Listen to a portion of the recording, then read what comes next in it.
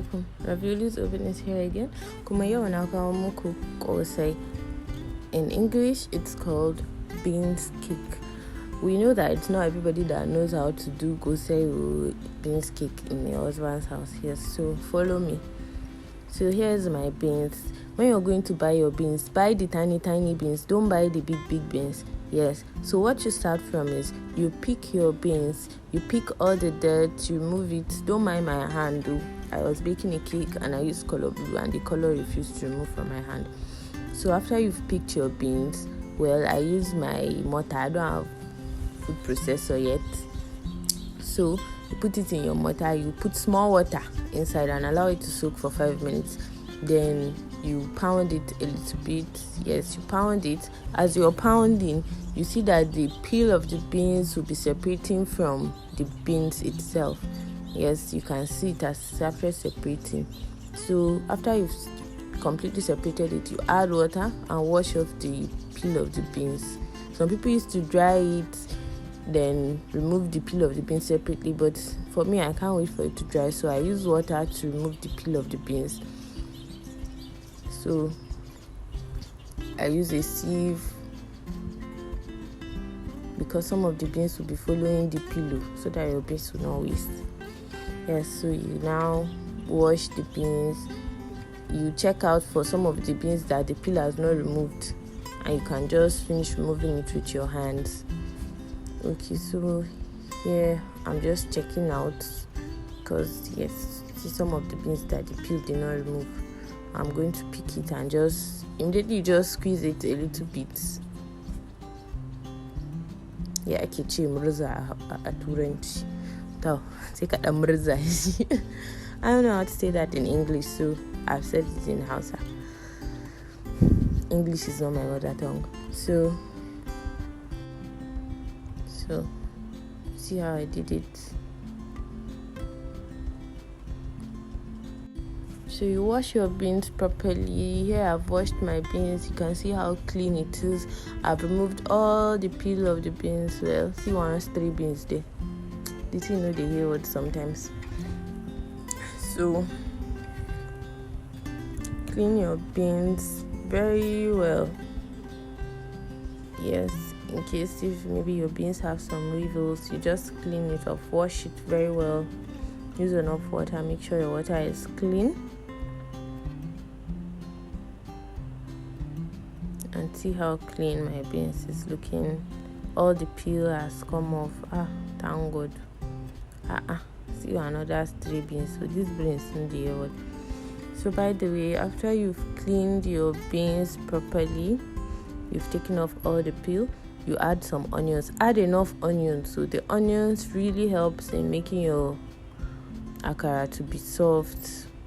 Yes, so I'm adding it pepper, Tattasai, and I'm going to put it in the blender now. So don't add too much water when you're going to put your beans in your blender. Just add a little bit and make sure you have a very strong blender, because if your blender is not strong, the beans will spoil your blender. And make sure you soak your beans for at least 1 or 2 hours before grinding it in your blender.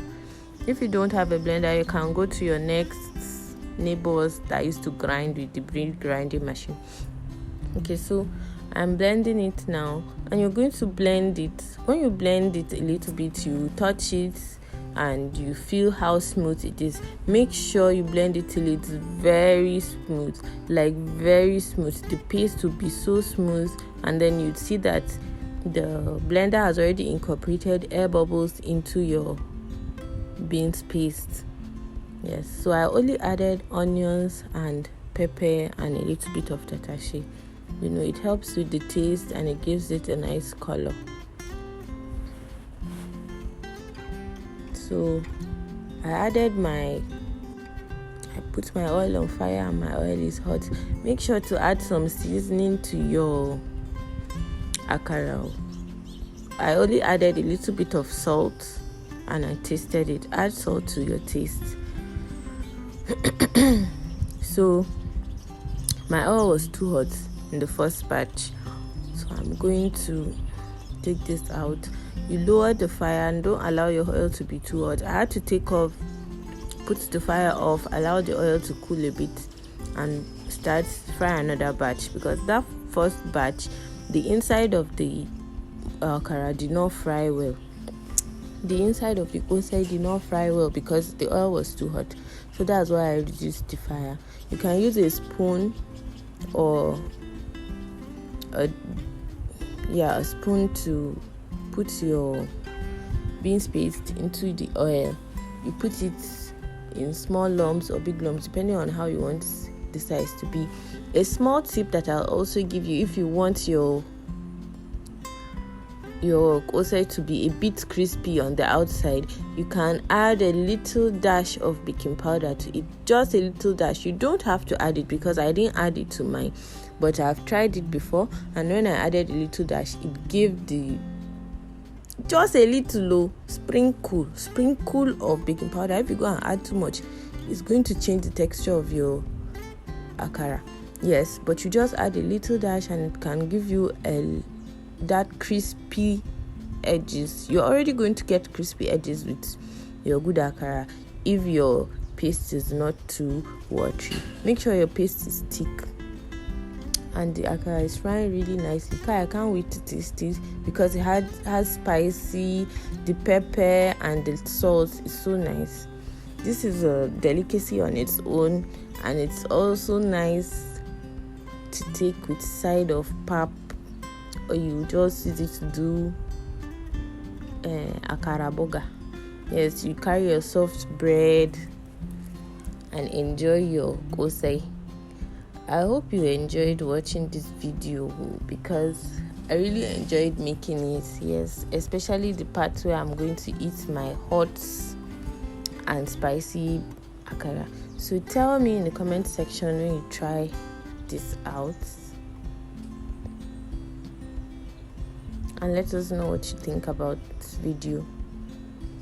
Just remember not to put your fire too high because it's kind of a slow cooker, and as you're frying it and your fire is low but your oil is hot, medium fire, medium heat, so then the akara would cook properly in the middle. But if your oil is too hot, the middle is not going to get done. The outside will look nice.